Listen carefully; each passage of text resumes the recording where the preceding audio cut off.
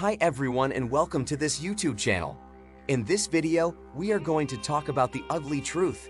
12 things your guest DGAFF about asterisk. 1. Your invitations. I mean, you have this great moment where they open the envelope and they see it, and it's beautiful, and some people they throw it up on their fridge for a little bit. But most people invitation goes straight to the trash. I've been there, where I've seen an invitation for a wedding and got, oh my gosh, this is so pretty. Oh, they did such a great job. Okay, I was up there, trash, and see what I do for living. Like you think that I hang on to this a little bit longer. I don't. They go in the trash just like everybody else's do-to programs. I mean, you don't need to give people an outline of events, and you don't need to have it printed and set out at every single seat. It takes a lot of time, it takes a lot of money. You have to design them, print them, someone has to set them out. It's a lot of steps for something that someone may clutch onto for 5 minutes, so they have to avoid conversation with the person sitting next to them. But it's really not going to provide them with a whole lot of real information they're going to remember for the rest of the day.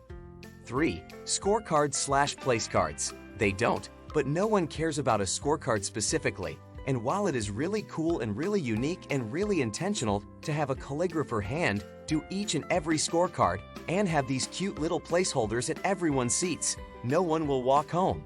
No one will walk home from your event, but no one will leave your event going, those were the most beautiful place cards I've ever seen.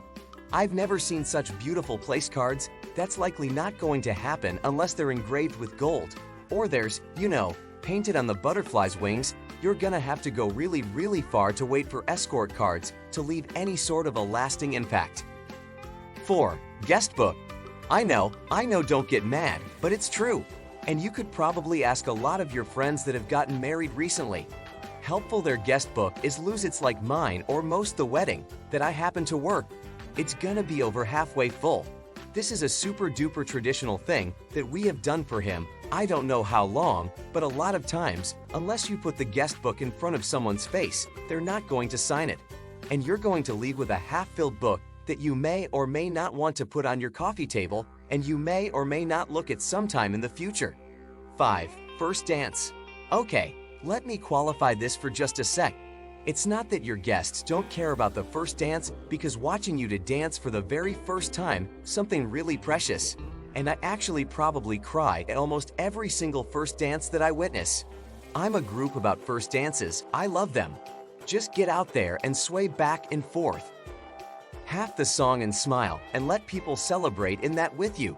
6. Slideshows. Slideshows. Honestly, after sitting through 3 to 5 toasts, the last thing that a guest wants to do is sit through a 5 to 10 minute slideshow.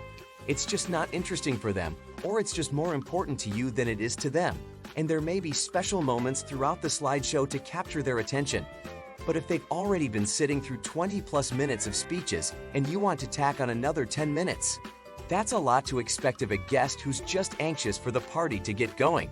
So keep that in mind when you start to put all the photos together. Maybe do a section where you have a bunch of childhood photos that people can go peruse if they choose to, or if you really want to do a slideshow setup slideshow area that guests can go visit if they're interested. 7. Open seating. Don't do open seating, it's awful, because then they have to figure out who they're sitting next to you. And let's say they get a group of 5 at a table of age, and then all of a sudden there's 2 features left over. Who's going to sit there? Is there a special group of 3 that's just going to happen to be able to converse with this group of 5, and they're going to create a perfect even group of 8? Probably not going to happen. 8. Wedding cake. Guests don't care about a 7-tier cake. They just don't. In fact, guests would prefer to have a dessert table with a bunch of dessert options instead of a 7-tier cake that has founded on the outside of it that tastes like the bottom of someone's shoe. And no offense to anyone who actually enjoys the taste of it, but I haven't met anybody who does. It is like a weird combination of rubber and gum. And it has like a sugar enos to it, but nobody actually enjoys that. Instead, offer something like a dessert table that has 3 to 5 desserts, something chocolatey, something sweet, something with berries in it of lemon bar. I don't know.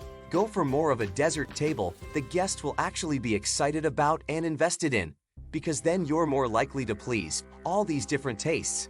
Instead of this giant monstrosity of a gorgeous wedding cake that most people won't eat. 9. Wedding favors. If I had a nickel for every event that I worked that there were a bunch of favors left over afterwards, I would have a nickel for every event that I've worked. I cannot tell you how often this happens. A bride and groom will go out of their way and create something really sweet, really cute hands-made artists and blah blah blah, and get it all put together and put the H seat or put a table before the guests leave. And there are a ton left over at the end of the night. In fact, if I can find the footage, I will insert some footage here from an event that we worked recently, where the bride had a bunch of succulents and have them at each place, setting with people's name tags in them for them to take. And they still left a ton of them at the end of the night. When I tell you that people leave favorite, look at all these favors. Now, I know people are still on the dance floor and they may come back with them, but likely they're not going to favor. 10. Grand exit. Guests are not invested in the grand exit. What they're invested in is you guys.